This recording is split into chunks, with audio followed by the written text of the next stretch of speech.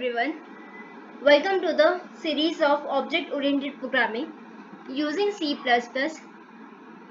In the last video, we have discussed about the protected access specifier, and in today's video, we are going to discuss about member function in classes. Yes, member functions in classes. So, let's discuss about the member functions. Basically जो class concept है वो दो चीज़ों को ही bind करता है, that is data member और member functions को. तो जो मेंबर फंक्शंस होते हैं वो टू वेज में हम अपने क्लास के अंदर डिफाइन कर सकते हैं. फर्स्ट है inline function. Inline function that is inside class definition. जो फंक्शन हम इनसाइड द क्लास डेफिनेशन उसको डिक्लेयर करेंगे, उसको क्रिएट करेंगे, that is called inline function. और दूसरा होता है outside the function, outside class definition, जो कि क्लास की जो डेफिनेशन है उसके बाहर हमने क्रिएट किया हो. सो अब हम पढ़ेंगे, अब हम डिस्कस करेंगे about inline function. Functions defined inside the class that is inline function. और बेसिकली आईपीयू के पेपर में इनलाइन फंक्शन के टॉपिक से हर बारी क्वेश्चन आता ही आता है. So it's very very important. Inline function is definitely very important. So let's discuss about this. All member functions defined inside class definition are by default inline. जो भी मेंबर फंक्शंस क्लास डेफिनेशन में create होते हैं या मैं कहूँ define होते हैं, वो बाय डिफॉल्ट इनलाइन ही होते हैं.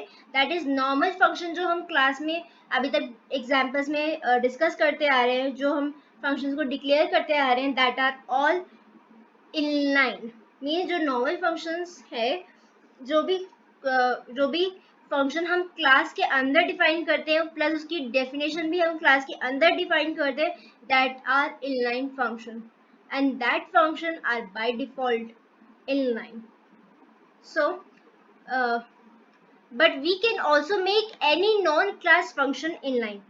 जो non-class function है हम उस function को भी inline बना सकते हैं by using inline as a keyword. और उसका जो प्रोटोटाइप है हम उसको क्लास के अंदर क्रिएट कर देंगे. इसके बारे में अभी मैं बात करती हूँ by through an example. So जो inline function are created like macro. जो इनलाइन फंक्शंस हैं वो ट्रीटेड लाइक मैक्रो की तरह हम उसे ट्रीट करते हैं. Any call to this function in a program is replaced by a function itself. This is called inline expansion. Inline expansion एक प्रोसेस होता है जब भी कोई कॉल आती है इस फंक्शन के लिए प्रोग्राम के अंदर, वो फंक्शन को अपने आप ही रिप्लेस कर लेता है. ओके, नाउ एक प्रोसेस आता है ओवररीड का. Overhead involve in transfer of control to function definition and return statement are cut down. Okay, now we will discuss the syntax of inline function. Inline function का syntax होता है, अगर आपको कोई भी फंक्शन इनलाइन बनाना है so you have to use keyword inline. जब भी कीवर्ड लिखते हैं तो उसके जो स्पेलिंग है वो बहुत ध्यान से केयरफुली लिखना चाहिए, क्योंकि अगर छोटी सी भी मिस्टेक हो गई आपके कीवर्ड में तो आपके पास एरर्स आ जाएंगे. ओके, सो सबसे पहले क्या लिखेंगे आप, इनलाइन कीवर्ड. उसके बाद क्या लिखेंगे, return type, then class name, then scope resolution sign, then function का नाम and with parameter if any. Okay, उसके बाद ब्रेसेस स्टार्ट कर देंगे, उसके बाद बॉडी लिखेंगे, उसके बाद ब्रैकेट क्लोज कर देंगे. इसके अंदर इसके लास्ट में कोई सेमीकोलन का साइन नहीं आता.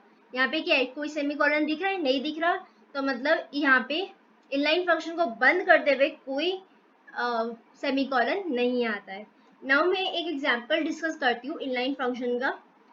क्लास है कैलेंडर, उसमें मैंने 3 डेटा मेंबर बनाए, दैट आर,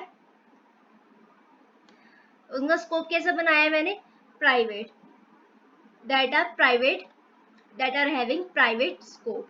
नाउ मैंने दो फंक्शन बनाए मैंने, एक तो void set और void show, जिनका प्रोटोटाइप मैंने क्लास डेफिनेशन के अंदर ही दिया हुआ है। ठीक है, अब हम इसकी डेफिनेशन बाहर क्रिएट करेंगे by using inline keyword. Fine, अगर हमें कोई भी फंक्शन बाहर क्रिएट करना होता है तो हम उसकी प्रोटोटाइप को क्लास डेफिनेशन के अंदर लिख देते हैं। फाइन, नाउ हमने बाहर क्या लिखा, इनलाइन। रिटर्न टाइप क्या था उस फंक्शन का, void क्लास।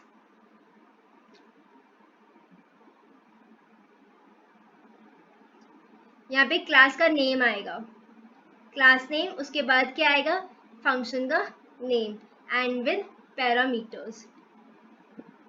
देन इसके अंदर फंक्शन डेफिनेशन के अंदर इनिशियलाइजेशन हुई है, D D is equal to D, M M is equal to M, Y Y is equal to Y से हमने इनिशियलाइज कर दिया। मीन्स जो डी की वैल्यू होगी वही वैल्यू डी डी की होगी, जो एम की वैल्यू होगी वही एम एम की वैल्यू होगी, सिमिलरली जो वाई की वैल्यू होगी वही वाई वाई की वैल्यू होगी। और शो फंक्शन क्या कर रहा है, सी आउट कर रहा है वैल्यूज को, कौन कौन सी, डी डी की डैश आएगा, फिर एम एम की, फिर डैश आएगा, उसके बाद Y Y. Basically D D किया है यहाँ पे डेट, एम एम किया है मंथ, और वाई वाई किया है ईयर। बेसिकली ये जो क्लास है एक कैलेंडर का एग्जाम्पल है। फाइन, नाउ मैंने फंक्शन बनाया है void main, यहाँ पे क्या है, डेट, मीन्स ये जो है ये यहाँ पे क्लास का नेम है ये, और डी और डी वन क्या है, ऑब्जेक्ट बनाए हैं मैंने इस क्लास के। फिर डी डॉट सेट से मैंने फंक्शन कॉल किया, डी वन डॉट सेट से मैंने फंक्शन कॉल किया। जो डी है और जो डी वन है वो दोनों अलग हैं, वो दोनों अलग अलग ऑब्जेक्ट्स हैं, कौन सी क्लास के, ये वाली क्लास के। सो उसके बाद मैंने d1 डॉट शो किया है और d2 डॉट शो, कॉलिंग हुई है ना फंक्शन की। जब d डॉट सेट हुआ तो क्या हुआ, सेट के लिए ये वाला फंक्शन कॉल हो गया। यहाँ पे d की वैल्यू क्या आ गई, लेट्स सी ओवर देयर, यहाँ पे क्या वैल्यू है, 26, 3 और 1990। 26 तो dd की वैल्यू हो गई, 26 d की वैल्यू हो गई, 3 m की वैल्यू हो गई और y की 1990। सो dd और mm और y में इनिशियलाइजेशन हो जाएगी।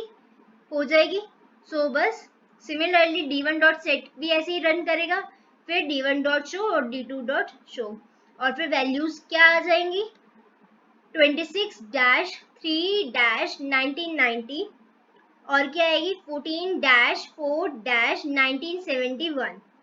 होपफुली ये वाला जो फंक्शन का कंसेप्ट है वो आपको समझ में आया हो। And inline function is really very very important, और नेक्स्ट वीडियो में हम function with outside the class को डिस्कस करेंगे। सो होपफुली आपको फंक्शन, इनलाइन फंक्शन की का कंसेप्ट जो है वो समझ में आया हो। So please like and share this video. Thank you for watching this video.